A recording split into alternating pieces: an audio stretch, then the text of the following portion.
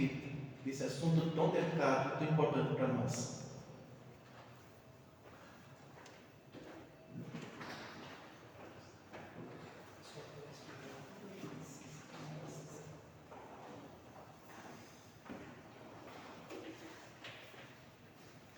Boa noite aos amigos da Alta de Souza.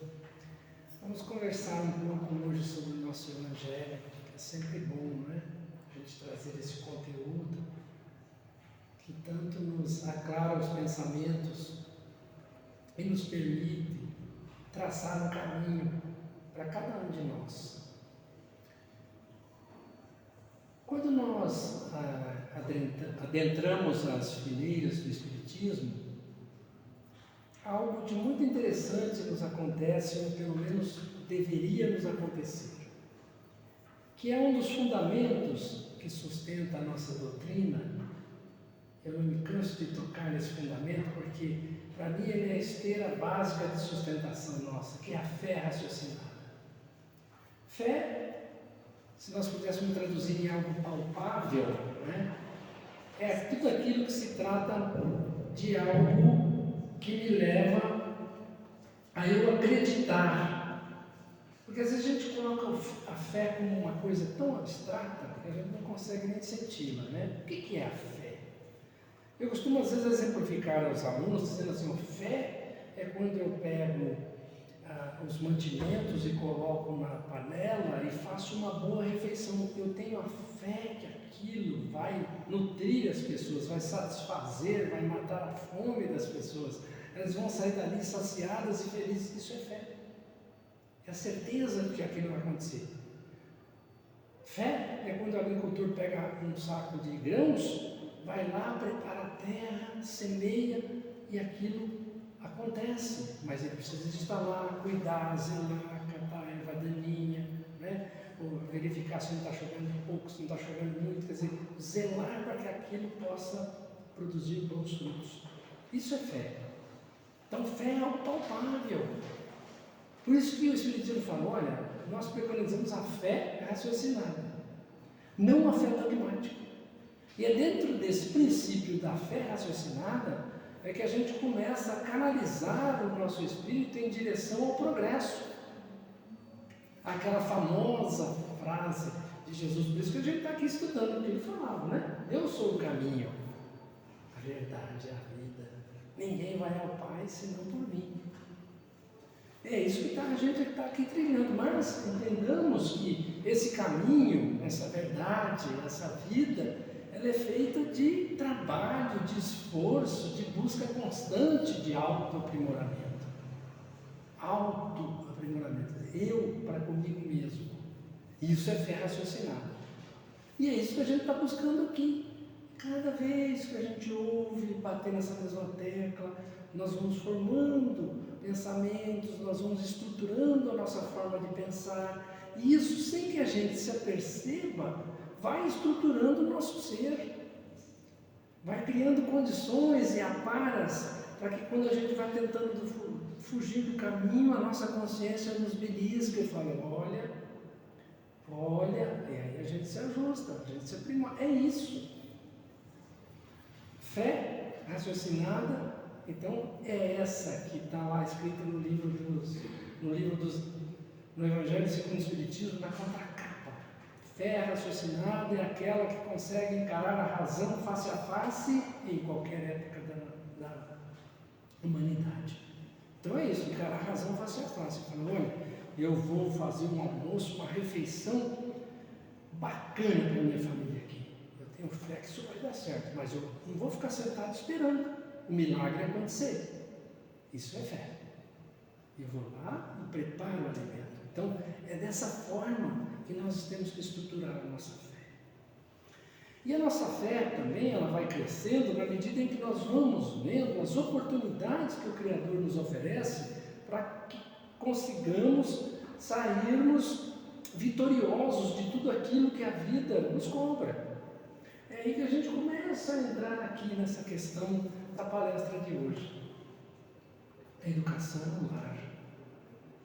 Então, olhando para esse conceito, né, de que um dia nós fomos criados, simples e ignorantes. Está lá no livro dos Espíritos. E foi nos dado a oportunidade do crescimento constante para que nos tornemos espíritos puros, assim como Jesus veio mostrar o caminho para nós estamos trilhando esse caminho. Mas a nossa fé nos situa que precisamos trabalhar nessa direção. Trabalhar em que sentido, então? De extirpar de nós, arrancar de nós, tudo aquilo que ainda nos prende de sermos felizes. Porque lá no fundo, todo mundo busca, ser feliz. E às vezes nós buscamos as coisas erradas. Quantos irmãos nossos, não estão presos nas drogas? Porque é ruim? Não, porque aquele momento de euforia para ele, aquilo é felicidade. Só que ela passa a ser uma constante tão grande que o corpo físico não aguenta. Então não estrutura. Não é? Então nós dizemos, olha, isso não é um caminho para se buscar ser feliz. Por quê? Porque ela não cria plenitude naquilo, são momentos, são picos. E o que nós queremos é que a felicidade seja plena. E quando nós estudamos o Evangelho, é exatamente para resolver essa equação, para nós não ficarmos com picos de felicidades e vales de infortúnio. Picos de felicidade e vales de infortúnio. O estudo do Evangelho é o caminho para nós. Porque aí nós vamos estruturando o nosso espírito nas buscas que nós fazemos, para encontrar a verdadeira felicidade, o trabalho que exige fazer essa conquista. Foi assim no banco da escola para nós nos alfabetizarmos, não caiu a alfabetização do céu para nós. Precisou de muito esforço, além da professora, esforço nosso. Cada um de nós teve que ir lá renunciar e brincar um pouquinho, renunciar a dormir até mais tarde, para podermos aprender a lição. Então, para que o nosso espírito se estruture, e caminhe nessa direção de alcançar a plenitude do ser, e um dia nos desvencilharmos de todo o mal que ainda nos atrapalha a sentirmos verdadeiramente a felicidade dentro de nós cometemos muitos deslizes, nós cometemos erros, e que agora, felizmente, pela bondade do nosso Criador, a gente já consegue vislumbrar um pouquinho desses deslizes. Porque até então, muitos de nós não tínhamos nem a consciência de que estávamos fazendo os erros. Não que isso nos exima, de podermos fazer o erro sem ter a culpa dele. Porque as leis naturais são tão perfeitas que ela retorna para você tudo aquilo que você doa. Então, quando nós cometemos um erro, não existe castigo, existe consequência. Quando você solta um copo e ele cai no chão, você não castigou o vidro para ele quebrar. É uma consequência natural. As moléculas do vidro não suportam aquela força do impacto e elas se rompem. Natural. Não tem nada de castigo aí. Da mesma forma, quando eu emano um pensamento mau, eu sofro a consequência dele, e não tem castigo aí.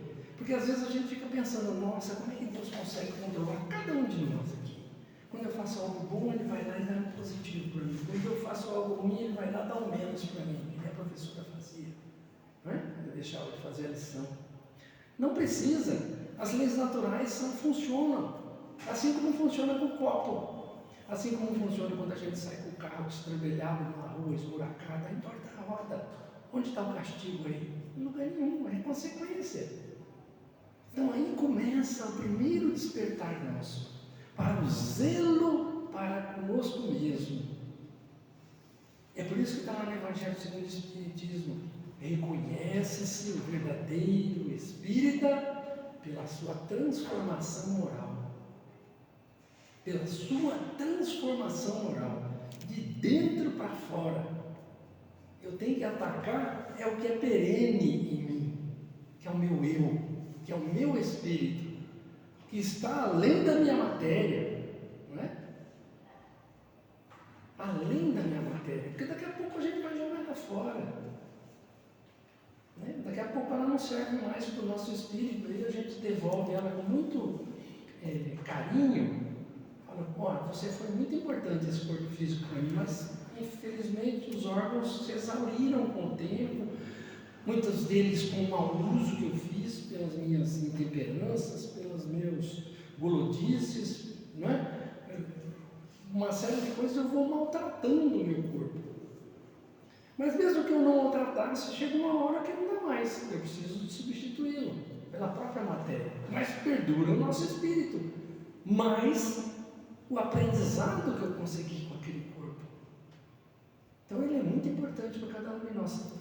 E aí que a gente vê a grandiosidade do nosso Deus Criador, que nos oportuniza, né? Cria oportunidades da gente, primeiro, nos retratarmos com todos aqueles deslizes de lá do passado e ao mesmo tempo firmar conteúdo para continuarmos essa jornada, esse caminhar rumo à felicidade, rumo ao aprendizado, a ser um ser melhor amanhã. E nesse ponto, nós aqui reencarnados já conseguimos vislumbrar essa equação como um todo. Principalmente nós que temos a fé espírita, que nos mostra a continuidade da vida pós-morte do corpo físico. É mais um fator a nos cobrar que temos que arregaçar as mangas e buscar a construção do nosso eu, o quanto antes, porque o tempo vai passando e passa muito rápido, não é? Às vezes a gente olha, nossa, essa foto aqui, olha, agora tudo tem data, né? A gente olha lá, olha aqui o Google está mandando uma foto aqui para mim que tem 10 anos já. Nossa, parece que foi outro dia essa festinha que eu fui. É muito rápido o tempo. Como os espíritos falam, né? A existência frente à eternidade é um piscar de olhos, esses 80, 100 anos que a gente vive, 60 anos, né? Passa muito rápido, então a gente precisa de prestar atenção para não perder esse tempo em vão. Possamos caminhar, né, no conhecimento para avivar o nosso espírito para essas verdades. E o quanto antes essas verdades estiverem, nós estivermos embebidos nessas verdades, melhor serão os nossos comportamentos, as nossas atitudes, as nossas palavras, os nossos pensamentos. Pois até nos pensamentos a gente comete deslizes. Aliás, qualquer deslize maior que venha a acontecer na vida física, ela começa onde esse deslize? No pensamento. Quando eu pensei em algo ruim, ali começou. E depois ele vai se materializar lá na frente em alguma coisa. Então, se é alguém que eu tenho que atacar, é o meu eu, é o meu espírito. Que é ele que pensa, não é o cérebro que pensa. Né? Tanto é que depois que a gente entrega a matéria, nós continuamos pensando. Portanto, quem pensa é o espírito. Ele usa o cérebro enquanto encarnado para expressar seus pensamentos. Como eu estou fazendo aqui, eu estou pensando e usando a fala para poder dirigir a vocês. E vocês usando o ouvido, né, para entender, captar, levar para o cérebro, para vocês entenderem o que eu estou falando. Mas o espírito pensa e o espírito fala pelo pensamento. Não é? Ele usa o médium como um recurso, mas vai por telepatia. Então, olha que interessante, nós precisamos nos preparar, inclusive, para cuidar dos nossos pensamentos, porque amanhã eu não tenho um corpo físico, então a hora que eu pensar, o outro do lado já está vendo. Vocês já pensaram nisso? Às vezes eu fico preocupado com isso, que eu falo, olha, não demora, eu já estou com meia, não demora, eu faço a passagem, né? Quanto tempo mais, porque a gente não sabe quanto tempo fica, mas eu já estou mais para o lado de passar do que do lado que eu estou aqui. Então, eu preciso corrigir-me muito ainda. Porque hoje, às vezes, a gente vê uma pessoa e fala, esse cara tem uma cara de ser metódico. E se ele virasse para mim e falasse, eu não sou metódico não. Porque eu pensei. E para o espírito pensar, eu capto o pensamento. Olha só. Então eu vou passar muito mexendo isso daqui a pouco tempo, viu? Vai passar para o lado de lá. Então é melhor começar a corrigir agora. Né? Começar a ver o lado bom. Olha, essa pessoa deve ser bacana. Ela tem defeitos? Certamente tem, mas eu também os tenho. Pronto. Como é difícil isso? Por que nós estamos contando toda essa história? O que isso tem a ver com a educação no lar? Porque Deus, em sua infinita bondade, nos proporciona uma nova vida. Uma vida, como está na Bíblia lá, para que seja de abundância. Abundância significa a gente caminhar bastante. A gente pensa em abundância, em ter um celeiro cheio de comida, em ter um banco cheio de dinheiro. Não é dessa abundância que Deus está falando. Porque essa abundância que nós estamos imaginando, ela é passageira. O ouro é passageiro. É matéria. E eu não sou matéria, eu estou na matéria. Daí a importância, então, de nós nos conscientizarmos, de tirar o melhor proveito da matéria para enriquecimento do meu espírito. Essa é a verdadeira sabedoria. Esse foi o caminho que Jesus propôs a nos mostrar. E que às vezes a gente deturpa esse caminho, tentando interpretar que quem está do lado de Deus é feliz, tem dinheiro, tem isso, tem aquilo, tudo no material. Não entendemos a mensagem que Jesus veio passar. É como se fosse a alfabetização de uma criança. Costumo usar sempre esse exemplo. Que tem o seu caderno, o seu lápis de cor, o seu material. Aquilo lá é um meio. Ele não pode fazer daquilo a sua riqueza. O problema é que ele vai tirar dali a alfabetização. Ele vai sair dali sabendo ler, escrever e fazer continha. Esse é o importante. O que tem de material nisso? Absolutamente nada. Nada. Só saiu com a inteligência. Sabe fazer conta, sabe ler e escrever. Não tem caderno, não tem nada, não precisa de nada. Da mesma forma, nós estamos no físico, vivemos no físico, mas para tirar o proveito. Qual que é o proveito? Enriquecimento, o caminho que ele veio nos passar. E esse caminho nasce neste berço aqui, ó, no lar. Então, há uma importância fundamental na educação do lar. Porque é lá nos primeiros anos do estágio daquele espírito velho, endividado, que está chegando nos nossos braços, que a mãe aconchega ao peito para mamar. Ali tem um espírito velho pra caramba. Às vezes muito mais velho que o nosso. E às vezes com muito mais defeito que o nosso.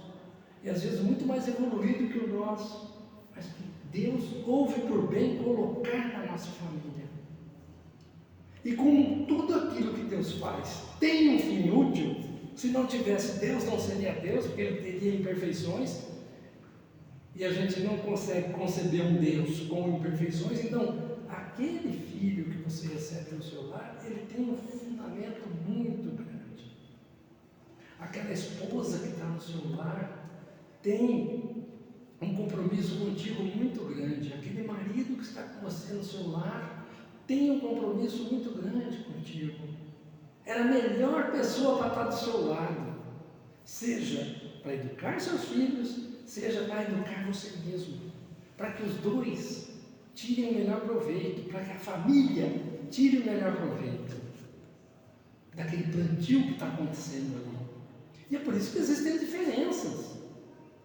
E que hoje o nosso nível de tolerância está tão baixo que um olha para o outro atravessado e já se separa. Não existe tolerância. E nós vamos pagar um preço por isso. Aliás, já estamos pagando. E os filhos que vêm nesses lares, que se desmontam, nós precisamos de ter esse cuidado. Porque está escrito no Evangelho, os filhos copiam os pais. É o tema dessa lição aqui. Os filhos copiam os pais. Então nós precisamos de ter muito zelo dentro do lar. E às vezes nós tentamos delegar algumas coisas que nós deveríamos ter dentro do lar, nós delegamos. Existe um educador, talvez você já conheça, porque ele fala no rádio, na televisão, chama o professor Cortella. Ele sempre costuma abordar esse tema, dizendo assim, ó, não delegue, ele é professor universitário, né, da GV, da Mackenzie, não delegue a educação do seu filho para a escola. A escola não educa, a escola instrui, é diferente. A educação é no berço. Educar, o respeito, a civilidade, isso nasce dentro da família. E é lá que nós devemos atuar para que isso, quando vá para a sociedade, quando o nosso filho se faça a inserção na sociedade, ele tenha educação. Aí ele vai entrar na escola para se instruir, para aprender o beabá, para ter uma profissão. Mas a cultura de base, que é a formação moral, não é a escola que dá. Porque às vezes a gente se engana, fala assim, eu pago a melhor escola para o meu filho. Está certo, ele vai sair bem instruído. Não significa que ele vai ter valores morais. Entendeu? Tem uma diferença grande. Como diz o professor Portela, não delegue a educação do seu filho para a escola. A escola tem o firme papel de educar, torná-lo um cidadão, mas a educação básica é do lar. E esse compromisso que nós temos que ter em mente sempre com os nossos filhos. Quer ver outra coisa? Nós somos capazes de, debaixo de chuva, aqui em São Paulo às vezes faz 7 graus de manhã, acordar nosso filho às 7 da manhã, põe na perua. Para onde que ele vai? Para a escola. Mas nós não acordamos ele no sábado às 8 da manhã para vir na volta assistir uma palestrinha de evangelização infantil. Ah, coitado, ele foi a semana inteira na escola, hoje ele é de folga. Sabe por que nós fazemos isso durante a semana? Na maioria das vezes, por conta material. Por conta do material. Porque ele indo na escola, ele vai ser um doutor, ele vai ser um engenheiro, ele vai ganhar dinheiro, ele vai ser feliz. E não tem relação nenhuma. Pode ser extremamente infeliz com isso. Ao passo que se houver as duas coisas para ele, a educação moral, a proximidade para com Deus, que vai lhe incutir na mente muitos freios, né? Muitos freios, porque a religião é isso em nós. Ela estabelece limites, freios, incomoda. Pô, mas tem muitas amarras, é isso mesmo. Ela nos torna em alguns pontos onde nós estamos cometendo excessos, quando a gente consegue enxergar. Esse é o firme propósito da religião. Religar, religião, nos ligar ao nosso Criador, a dar clareza para a gente entender melhor as equações divinas. Sabe daquela que eu falei que o copo cai e quebra, do carro que casca um buraco e entorta a roda? Lei natural, elas não mudaram e não vão mudar, porque são eternas. Sempre for assim, sempre vão continuar. E nós é que vamos ter que, então, sermos inteligentes o suficiente para conviver nesse meio e tirar o melhor proveito, nos adequando às leis naturais. Então, quando nós estudamos o Evangelho, nada mais estamos fazendo do que buscar entender melhor este caminho, a verdade, a vida que Jesus nos diz, para que as leis naturais não nos atinjam negativamente, porque positivamente ou negativamente as leis naturais estarão sempre agindo conosco, diuturnamente. Nós estamos debaixo das leis naturais, são leis divinas, que funcionam aqui no planeta Terra e lá em Saturno e lá, são universais. Por isso que nós falamos, Deus é amor. Então impera no universo a lei do amor. Tudo que foge disso tem as consequências disso. Então, é com essa mudança de pensar, com esse entendimento de qual é o nosso papel para conosco, a estabelecer limites, a nos olhar com um olhar diferente para a família, para aquele grupo de pessoas que está ali, com o propósito. Por que Deus fez aquele propósito para mim? Para eu ser feliz mais cedo. E às vezes eu jogo isso tudo fora, por causa de uma oportunidade que eu tive na rua. Quantas vezes será que eu já fiz isso? E perdi aquela chance? E ainda desencaminhei outras famílias? Não, mas se eu fizer um golpe bem feito, ninguém vai ficar sabendo. Mas não precisa de ninguém saber. Se a coisa é negativa, eu já estou embebido naquela energia ruim. Não precisa a polícia descobrir, não precisa sair um escândalo. Não está escrito no Evangelho É preciso que haja escândalos, mas ai por quem os escândalos venham. Não é castigo, consequência. Então, isso é uma visão fantástica que a nossa doutrina nos traz, porque ela faz com que possamos compreender com muita naturalidade as leis divinas e, ao mesmo tempo, nos incomodar com determinadas atitudes e comportamentos que nós estamos tendo, principalmente dentro do lar, que é um celeiro divino de estruturação, principalmente dos espíritos recém-chegados, da condição dos nossos filhos, que precisam, tal qual aquela plantinha que a prefeitura põe na frente da nossa casa. Você já viu como é que ela faz? Ela põe uma árvorezinha terra, fininha, e ela põe do lado uma gradinha. Por que ela põe aquela gradinha? Para que ela caminhe para a luz, para que ela fique retinha, para que ela não perca tempo esparramando para os lados, que vai atrapalhar quem anda na calçada. E de vez em quando alguém passa lá com um tesourão e poda, e dói. Então nós levamos poda toda hora. E a gente fala, puxa, o que será que eu fiz? Que eu estou passando por esse perrengue. Olha depois do perrengue, foi uma poda. Você vai ver que determinadas atitudes e comportamentos você já tirou fora. Precisava? Talvez não. Se nós tivéssemos estudado mais o Evangelho, nós já tínhamos evitado esse galho sair para fora antes da poda chegar. Esse é o papel, é o firme papel das religiões, nos mostrar o caminho, né? Para que a gente possa criar esses anteparos, que a prefeitura põe na árvorezinha, para que ela não vaze o buraco, ela continue reta, rumo à luz, e ela vai crescendo, vai ficando forte, e fica uma árvore frondosa. Essa é a proposta de Jesus. Venha comigo, ele diz, eu sou o caminho, ninguém vai ao Pai se não for por mim. Então é isso que nós estamos aqui aprendendo, estruturar o nosso espírito para que do conhecimento e do aprendizado, não como um milagre, porque não existe, mas como consequência dos meus comportamentos novos, das minhas novas atitudes, não é? Do meu altruísmo para com o meu semelhante, do meu amor para com a minha família, para com meus amigos, para com o meu perdão com os meus inimigos. Disso faça a estruturação do meu crescimento rumo ao meu Criador.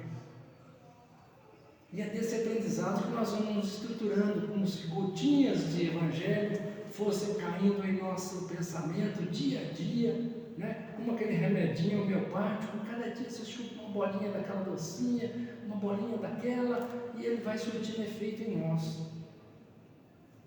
Evangelho terapia. Por isso que nós, todo Casa Espírita fala, faça o Evangelho no lar. Por quê? Porque o lar é um celeiro que às vezes ali estão reunidas pessoas que foram inimigas no passado.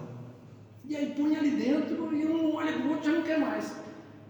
Aí, né, toca de novo a espiritualidade e fala, bom, não deu dessa vez, vamos tentar juntar de novo. E aí aquele ódio vai e volta de novo para ver se consegue se ajustar, para consegue ver esse perdão. E às vezes não acontece. Nós não vemos determinados países, determinados povos, que há milênios vêm guerreando.